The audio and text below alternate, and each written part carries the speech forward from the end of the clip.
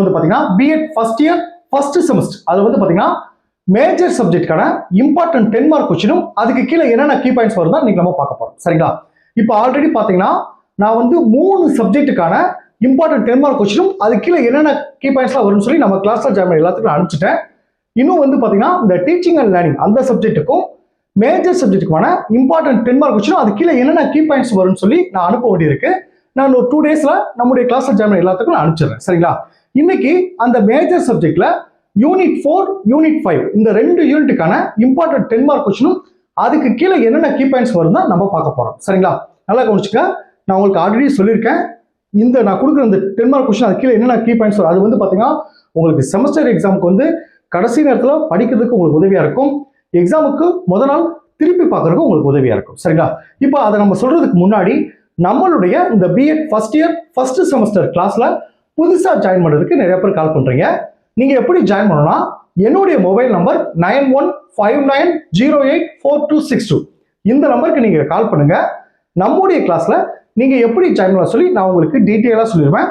அதே மாதிரி புதுசா ஜாயின் பண்ணவங்களுக்கும் நான் இது வரைக்கும் நடந்த அந்த பழைய நோட்ஸ் எல்லாமே உங்களுக்கு அனுப்பிச்சு வச்சிருவேன். நான் அனுப்புற நோட்ஸ் வந்து பாத்தீங்கன்னா நீங்க எக்ஸாமுக்கு எப்படி எழுதணுமோ அந்த மாதிரி இருக்கும். நான் எல்லாமே பாயிண்ட் வைஸா கன்வெர்ட் பண்ணி முக்கியமான விஷயத்துல உங்களுக்கு பாக்ஸ் போட்டு கொடுத்துருப்பேன். இந்த கடைசி நேரத்துல படிக்கிறதுக்கும் உங்களுக்கு உதவியா இருக்கும். சரிங்களா? ஓகே. இப்போ இந்த மேஜர் சப்ஜெக்ட்ல ஃபர்ஸ்ட் வந்து பாத்தீங்கன்னா யூனிட் 4 தான் நம்ம பார்க்க போறோம். சரிங்களா?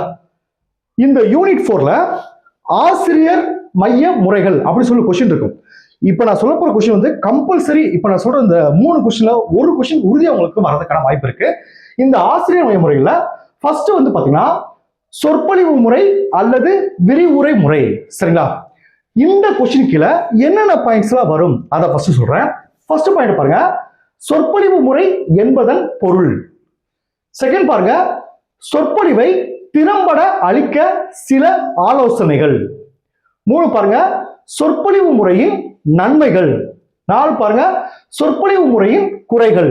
நீங்க எக்ஸாமுக்கு எப்படி எழுதணும்னா நல்லா கவனிச்சுங்க. ஃபர்ஸ்ட் சொற்பொழிவு முறை என்பதன் பொருள் அதை ஃபர்ஸ்ட் எழுதணும். அந்த பொருளை ஃபர்ஸ்ட் எழுதிடணும். அதுக்கு பிறகு இந்த கீழே பாயிண்ட்ஸ் வருவாங்க. இந்த பாயிண்ட்ஸ்லாம் எழுதி நீங்க ஒரு பாக்ஸ் போட்டுறணும். இப்போ திருத்தும் போது பாருங்க, ஓகே சொற்பொழிவு முறைனா ஃபர்ஸ்ட் வந்து பொருள் எழுதியிருக்காங்க. அதுக்கு கீழே என்னென்ன தலைப்புல வரும் எழுதியிருக்காங்க. அதை பார்க்கும் போதே இந்த ஸ்டூடெண்ட்ஸ் கொஞ்சம் படிச்சிருக்காங்க அப்படின்னு சொல்லி நமக்கு மார்க் அதிகமாக வரதுக்கும் வாய்ப்பு இருக்கு. கடைசி நேரத்தில் படிச்சு பாஸ் பண்றதுக்கும் நமக்கு உதவியா இருக்கும். சரிங்களா? சோ இந்த கேள்வியை பொறுத்தளவுக்கு இந்த 4 பாயிண்ட்ஸ் வரும். செகண்ட் கொஸ்டின் பாருங்க, செயல் விளக்க முறை. இதுல சொல்ற 3 கொஸ்டினுமே முக்கியமானது. செகண்ட் கொஸ்டின் பாருங்க, செயல் விளக்க முறை. இதுக்கு கீழே என்னென்ன தலைப்புகள் வரும் பாத்தீங்கன்னா ஃபர்ஸ்ட் பாருங்க, செயல் விளக்க முறை என்பதன் பொருள். செகண்ட் பாருங்க, செய்து காட்டல் முறையின் படிநிலைகள். இந்த செய்து காட்டல் முறை படிநிலைகள் கீழே என்னென்ன பாயிண்ட்ஸ் வரும் பாத்தீங்கன்னா பாருங்க, திட்டமிடுதல். 2 பாடத்தை தொடங்குதல். 3 பரிசோதனை செய்தல். நல்லா கவனிச்சுங்க.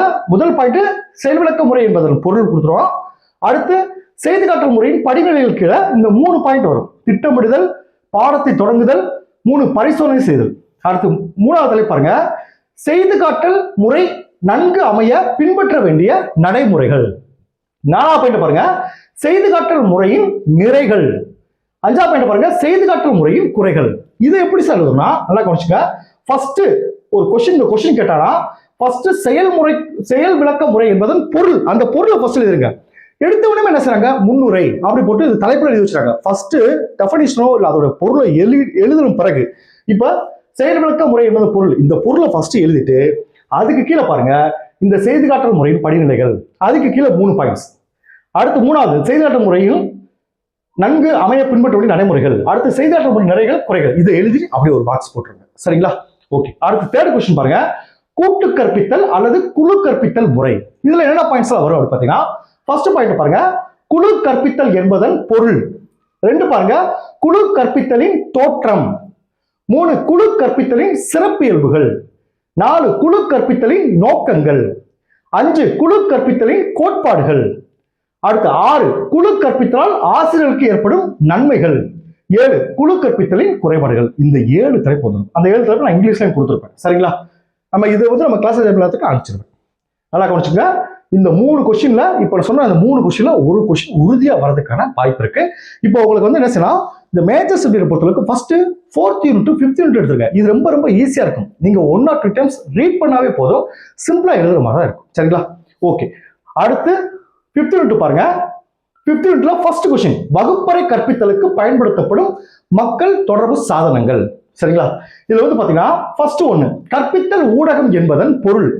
செகண்ட் பாருங்க, வகுப்பறை கற்பித்தலுக்கு பயன்படும் மக்கள் தொடர்பு சாதனங்கள் என்னென்ன இருக்கு பாருங்க. செய்தித்தாள்கள், இதழ்கள், வானொலி, தொலைக்காட்சி, இணையதளம். சரிங்களா? இதுதான் ஃபர்ஸ்ட் கொஸ்டின். நல்லா கவனிச்சுங்க. வகுப்பறை கற்பித்தலுக்கு பயன்படும் மக்கள் தொடர்பு சாதனங்கள். இந்த 5th யூனிட் பொறுத்தவரை 2 கொஸ்டின் தான் இருக்கு. ஆனா இது 2ல ஒண்ணு உறுதியா வந்துடும்.